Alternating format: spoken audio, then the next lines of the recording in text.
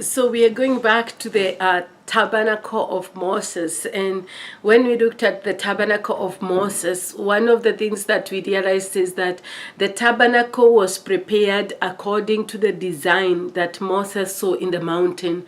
But also when we looked at the book of First Chronicles, we saw that the same thing, the temple was prepared according to the design that David was shown by Holy Spirit.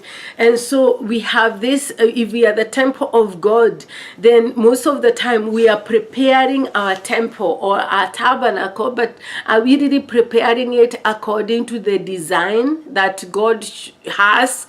Because if we look at Psalms 139:16, we see that where God created you. And so once he created you, he didn't just create you, he created your days. When you are not as, it says, well, as yet you were not. It's like before we were, he set out our days. And then I usually go to Jeremiah 1:5, and in Jeremiah 1:5, God says to Jeremiah that before Jeremiah he was ordained to the prophet to the nations. And then we go to Galatians 1:15. We are looking at Paul, and Paul, we remember Saul, who was killing Christians, and the same thing is said about Saul, because Saul says that he was ordained while he was still in his mother's womb.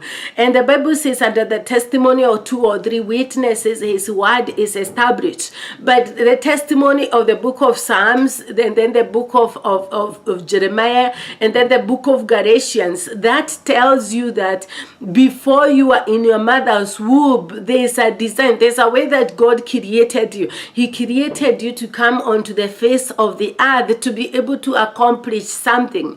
And what I've been really, I think this is something that I've really been meditating on, because I was asking myself, how can, like sometimes I look at different ministries and they seem to be having breakthroughs, but just it's like little major breakthroughs here and there, but they are not really able to leverage major, like really major change. And so if you come at what they were 10 years ago, it's still where they are, although they are still confessing the same thing and saying the same thing. You realize that there's no breakthrough that is really happening. And so that's why I would have been asking God, what has been going on with this? And so I think that the way he explained to me is that sometimes the enemy will not attack you as long as you are not doing what you are not supposed to be doing. And so these places where you feel like there's breakthroughs, but they have nothing to do with your design. And so it's like you keep tied up there where you're not really leveraging the main design of who you are supposed to be. And so this prayer, for me, my prayer to you is that you be able to rise up and be able to leverage that major design of what God created you to be, and however it is revealed. And for somebody like Paul, it was that drastic movement when he was going to kill Christians, and Jesus just appeared to him and asked him that bright light, and asked him, why are you persecuting me?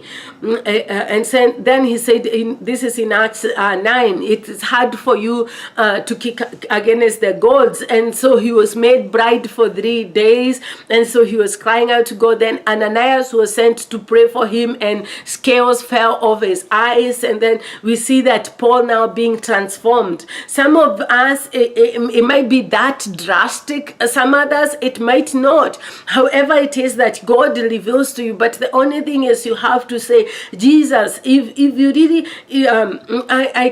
there's one thing that has really been in my mind. It is that journey of Jesus, not only coming to the earth, but that journey of the cross, those 24 hours of Jesus and everything that he had to go through, the excruciating pain that he had to go through. And I've been looking at that and saying that if we understand that in terms of the love and how he was not able to withhold anything, he gave us everything that he had. And so if he's not withholding withholding anything good from us. Actually, he says that it is his good pleasure in Luke 12. He says it is his good pleasure to give us the kingdom. And so if it is his good pleasure to give us the kingdom, what we need to do is seek it. And so if we seek it, and we seek it with all our heart, and we become uncomfortable, and we say, no, I'm not gonna live here without knowing what my destiny is. And sometimes when you start seeking, I think the way we seek is because first we don't seek by understanding the raw material of the resources that God has given unto us. I just want you to, for me, I think one of the things I know is that all my life I have always liked taking pictures. And so I remember that my dad was a tour guide, and every time the tourists would come and ask, what do you want? It's almost like I always wanted the same thing, the camera. I did not know why. I did not know that was in my design. And so I would just have pictures, take pictures of everything. And then I realized the other thing, I don't like more audio, like video. I like more of the picture. And so later, as a door opened for me to be on TV program, I remember I was in class one time, and we were saying what we want to do. And I said, I want to go on TV and be able to teach. And I remember some members in the class laughed. That was on a Friday. On Saturday, I got a call, and this lady invited me to go on her TV program as a guest. And I never left. I mean, I stayed at that TV station for the next 3 years because I ended up having my own TV program. But it's that now when I was there, I remember this one month when the owner of the TV station was leaving, and he wanted me to do programs in the evening to help him raise funds for the program, for the TV station. And I would bring in guests, I would interview them, and I would do that every I had 3 hours every week. So I did like 150. I know it was a lot of hours because it was 3 hours times 5. Those are 15 hours, and I did that for a month. And it is when I was doing that, that God revealed to me, this is part of your design. And that's the other thing in God.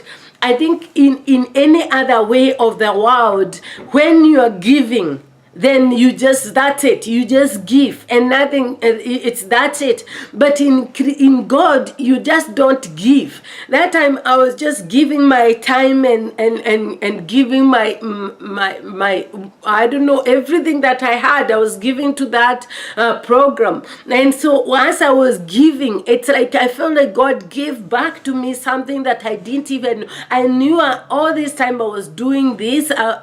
Then God showed me all the way back since I was small, how I liked TV, how I liked cameras. And so he started showing me, this is in your design.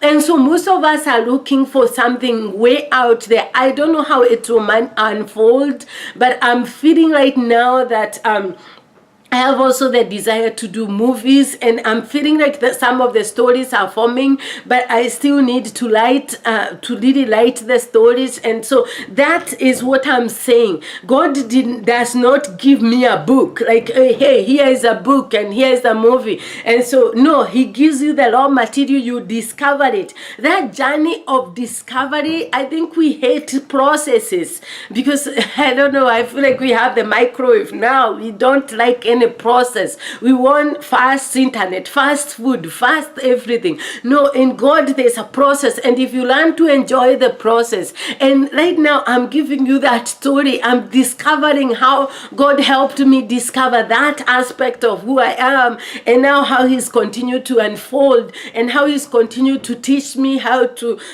record programs and edit them.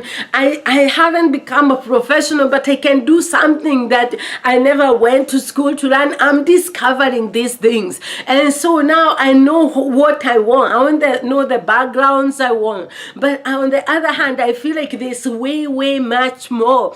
I'm creaming a movie studio. I want to make movies, but I also want to make TV programs. But not necessarily the TV programs that only, because most of the programs that we make can only be watched by Christians. But no, you want to make a normal TV programs with messages that are really drawing people to God, like really molding culture and bringing people to God. And so that's my desire. Can I have a detective program where I can see the virtues of God? I can see forgiveness. I can see patience. I can see love being manifest. And so how does that play out in real drama that is really fast and good to watch with good production, professional production? And so that's my desire, not only to just make a program like this, but to be able to make it to where every single person can be able to watch it, whether they know God or not. Because if we look at the world, that's how they've been doing it, and they've been molding it into a message that they already made actually in 1987. And so they wrote the manifesto, they've been molding it, and so we can always, if you are looking, you can be able to see it. And so there's so many messages. If you are looking on your TV program and really looking and searching for the messages, you will see that different TV programs have different messages that are coming not from God. And so they're influencing us and our kids to turn away from God. And so my desire is, where are the Christians to turn that back all the way and use media to be able to win souls back to Jesus? So that is one of the ways that I discovered my design. The other one is where I don't know, I just used to pray and have these encounters with God. And then I would pray for people and they would have the encounters. I remember I was in school and they were waiting for something. I was like, okay, they are waiting. So I started singing this song. It's a Native American war song in the spirit. And I remember that the dean was caught up in heaven. I'm like, whoa, that's good. I get to sing, she gets to see. And so she was there in heaven for it took like 7 hours. We sang and sang and sang for like 7 hours. And so there's that, but I didn't know it's something where I can pray for other people. And so from then I discovered, I think later, that's when I discovered, and it could happen. Like I'm praying for somebody, I'm telling them what I'm hearing God say, and then they will tell me, no, don't tell me, I'm really here, I can see, I can hear. And so those things now you discover. So you don't have to discover them like at once, but the moment you start searching them, then you start discovering them, then you start seeing who God is connecting with. I think that's the other thing, because the people that God has connected us with, we don't go beyond eating together and just nothing. It's like our conversations go nowhere concerning destiny. You have those friends that you've always had, and you've never really asked God, why is this person, of all the 7 billion people on the face of the earth, why do I know this person? And so you go, even your family, sometimes you have to sit there. I remember the other day I said, I think I've never really sat down and looked at my family and really realized what it is that they brought to the table concerning the blessings. Most of the time we know about curses, but we don't know about the blessings. So I sat there and I started remembering what my mom can sing, my mom can quote scripture, and she can a lot. Like it's like the whole Bible, you are reading it and she's just memorizing it. I'm like, Mom, why do I have to read for you if you can read the rest of it, the whole page or rest of it? And so there's that where she can remember the scriptures.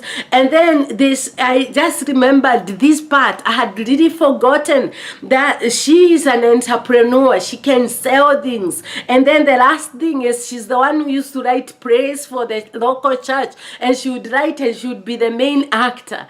And Can you see that this connected just last year? I had never connected that what I'm doing in media and the way it's just flowing, it came from somebody in my generation. That's just my mom. I have not looked at my dad, my grandfather, and I'm like, oh no, I need to go and do research beyond just knowing their names. Because if they have that and it's a blessing that is supposed to come in our bloodline, then it is supposed, they have already gathered some resources. It's supposed to multiply with me. And so it needs to go if it's according to my design. And I remember telling my mom, I don't sell things. Actually, when I took all my pictures, I gave them away. I was not entrepreneur.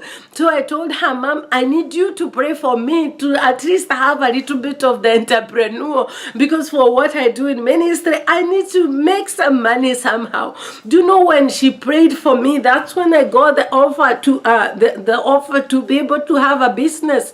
And so I can see that, and now I'm gonna tell her, pray more and let me see what else is possible. But can you imagine, all this time, all these years, my mom has had this anointing, and so I was also teaching her, whatever, these are the things you have, because even for her, nobody has ever taught her, like, this is a blessing from God. He gave you authority in this area of business, authority in this area of media, authority in this area of singing, authority in this area of preaching. These are the anointings you have, and you can actually impart them over us.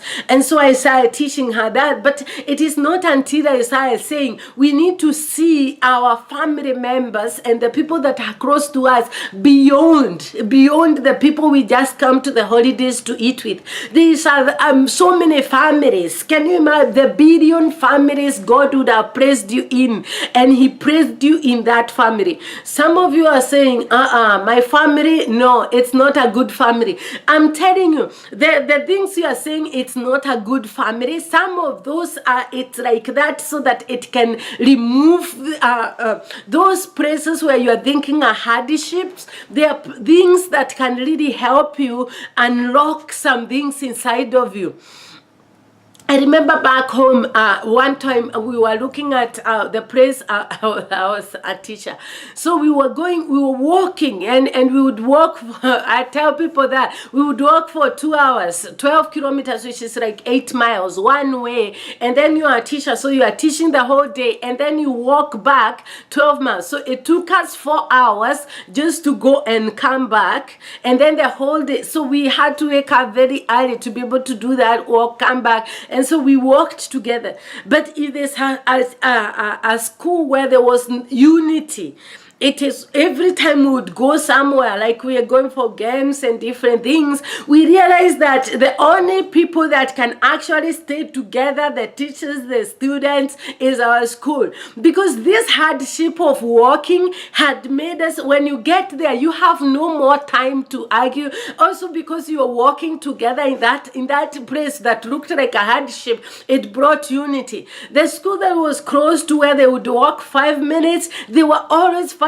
And I said, God, I was just remembering that when I was thinking, some of the things you are thinking, they are difficult, like they are hardships. God did not bring them, some of them, because some of your family's members might have been very bad, or the things that you went through might have been very devastating. Remember, God did not bring those, but there's always something redemptive that He brings. I take you back to Jephthah, because that is one example. Jephthah was a mighty warrior, and then he was born of a prostitute. Okay, you don't choose who is gonna bath you. And then his dad decides to go with a prostitute, and they have a kid. And this is Jephthah. And so now he's thinking, okay, that is bad enough. Now when I grow, I'll get my inheritance. No, we don't know whether the dad had died, but when you read about the Jephthah in the book of Judges, you realize that when he grows up, he's kicked out by the brothers. He's not given inheritance. He's told to go back. And so he goes back, and he doesn't go back to his people, because how does he go back? And that's not where he's grown. But he goes back and he starts he starts raiding. He forms these raiding birds, and he starts raiding. And but you see, the design of Jephthah was that he was a mighty warrior. That's the redemptive thing. If he had gotten his inheritance, he would never have gotten his design. And so you are thinking, this. So in whatever you went through, I keep saying, I'm sorry you had to go through that, but look for the design in you that was exposed, that you didn't even know was inside of you. And so now that it is being exposed, then you realize, oh, this was always there. But if you had not had this hardship thing, then that thing would not have popped open. And so there's some that just pop open. There are others, because everything, remember, everything God gives you, he gives you as a seed. And you know, here we just had a fire here in California. And that was I think one of the biggest fires in the States. I think it was maybe the third largest fire all over forever in the United States. And so with that fire, what we realized is, I think I also used to live in Colorado Springs, and we used to have fires. But there's one thing we learned: these seeds, some kind of seeds that stay in the forest, and they can stay for 100 years. And they'll just remain as a seed until that fire. When that fire comes, because it's so hot, it bursts that seed open, and that's the only way the seed can grow. And so no matter how much sun there has been, those seeds just pop open with the extreme heat. And so there's some things inside of you that, unless these extreme things come, not because God wanted to use the extreme things, but you did not also put yourself through extreme things by meditating on the word. How long have you been meditating on the word, spending time with God and seeking him and fasting and praying when nothing is going on? And so most of us, God knows, in our design, we don't seek him unless something is going on. And so things go on, not because he brings them, but also because we've not been seeking him, so that he can tell us in advance for them not to come. And so these extreme things come, and when they come, that's when your seed, who you are, the seed that remains in him, starts to pop open, and you see things inside of you that you didn't know were there. I remember when I started doing my TV program with this lady called Joy. It was interesting. She's from San Diego. She's from here in America. And she was going, interesting thing, she was going to Kenya for missions. And so for a month, we were saying, this is so funny. So she's going, and she needed, most of the time when she went before, she used to shut down her program, or maybe leave the replays praying. But this time, she had me like three, I was so happy to be on TV. I came, and she said, yeah, come so that you can learn. So I'll just come and help her interview people. And she really liked the fire of God and the presence of God that was there. And so when she was going, she left me with our TV program for about a month. I think it was a month or a month and a half. And I was supposed to bring in guests and interview them. And I remember that this is favor. I just came, and now not only she's gone, she leaves me to do the interviews. And I started bringing in different guests and interviewing them. And so once she came back, it took some time, but I later got my own TV program. But it was that where it's like that design where God sets us apart. But you see, what I'm saying is that I knew I wanted to be on TV, but I did not know that it is a deeper of a design inside of me. Now later is when I'm looking at it in my mom, and like that major bigger picture. And so we need to think beyond what we can just see, and ask God to open our eyes so that we can see the bigger picture. Even in our friends, let's ask God beyond us coming to eat together, why really concerning destiny and purpose are they in my life? And so once you start asking those questions, you'll be able to see the hand of God in ways that you have not seen before, but you'll be able to see things that unveiled that you had not seen, because the seeds that is in them and the seed that is in you will pop up. And so maybe your designs are connected and they have a portion that you need and you have a portion that they need, and so you both of you start becoming life-giving to each other.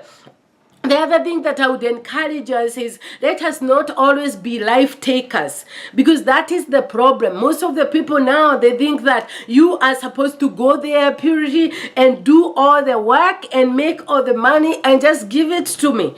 And so we have this mindset of we have nothing, and so we are not thinking on the way that we can be life-giving to anybody else. The other thing I noticed is that because of that, sometimes also we don't take time to really become friends with the people, because we are only thinking about them in what they can do for us. And so God has given you connections, but the connections cannot, it has to be both ways. You have to reach out to them, they have to reach, it has to be both ways of connections. And sometimes if you see that you are the only one doing the work, you need to say, God, I don't think this is it. And so you need also pray, because if you can see this relationship was supposed to be and it is not being, then you need to pray over it so that it can become what God intended for it to be.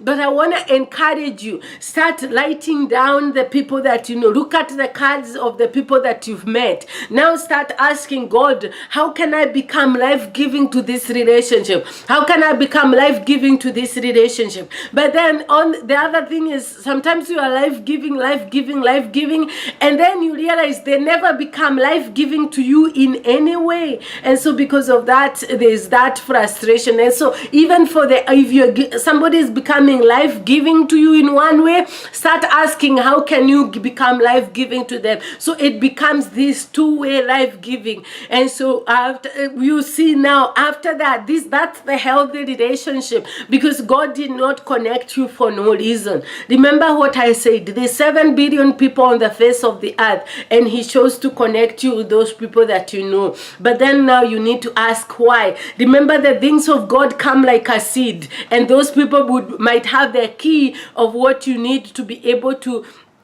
step in the next place or to unveil what that is. The other thing is, don't judge people after the flesh, because there's some people that you know, but you've only put them in a box. You can't see them beyond what you see in the physical, in the natural. Maybe they are quiet and you're talkative, or they are talkative and you're quiet, and you get put off by them. No, go beyond what you are seeing in the natural. Try to get what is this design and the seed and the keys that they have that can help you, and then what you have that can help them.